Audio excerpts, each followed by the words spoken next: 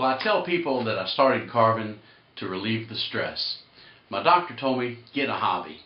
So I started carving. I picked up a honeydew melon, tried to carve a flower in it, and it fell apart, fell in. It was terrible.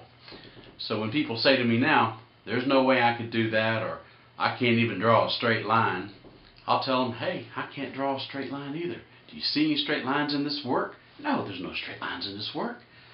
So I started carving as a way to relax. And as I got further into the fruit, you could see the dimensions, I started thinking different, started talking differently, started to relax, started to breathe, started to see things different, more multidimensional. You can solve problems from all angles.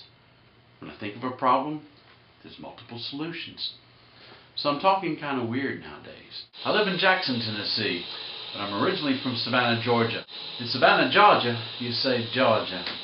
Actually, I grew up saying Georgia my whole life. Then I moved to go to school in Alabama.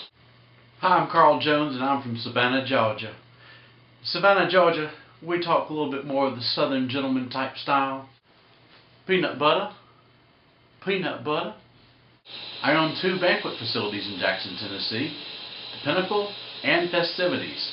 I also have Premier Place Catering. We started about 20 years ago when I was 9. I really was. I now live in West Tennessee. That's near Memphis. This is the accent I'm going to use so I won't scare the hell out of you. I'll say, hey buddy, you looking at my wife? Well, let me tell you something. That's my wife. You understand me? No. Do you understand me? You make damn sure you do. Both of my parents were from East Tennessee. They'd say, you can just go take a shower while I go make you some bacon and eggs. And they really do talk like that over in East Tennessee too. And it's pretty daggone funny. But that's the way they talk over there. Now I went to college in Alabama. In Alabama they talk with their eyes open real big like this. And they just as nice as they can be, and they just talk like this the whole time. They say, do what? Do what?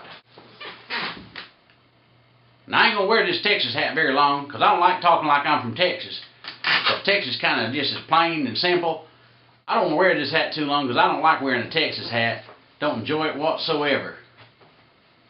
But we eat brisket and peanut butter. Peanut butter. Peanut butter. Peanut butter. Peanut butter. Peanut butter. When I was in Connecticut, I did a wedding and I set up a cheese board. And I went up to the cheese board and they said, oh, what kind of cheese is this? I said, well, it's a Vermont cheese. It's a Vermont triple cream. Oh, Kelly, come. We must support the good people of Vermont and have a cheese from, as you say, it's triple cream cheese from Vermont. We must support the people of Vermont. I said, sure.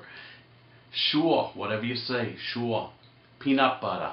The zen of fruit carving. Okay, what is that?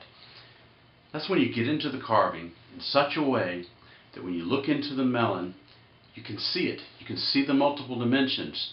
And you relax. And you breathe. And you look into the melon. And you can just see. You can see the image. All you have to do is just carve around. But you know, Michelangelo, they used to say Michelangelo was a kind of a smart guy. Michelangelo would say, the image was already there. All I did was liberate it. Well, I think he was just trying to be sarcastic. People really got on his nerves. So when they'd come up and say, how did you carve that angel out of that piece of marble? He'd say, the angel was already there. All I had to do is liberate it.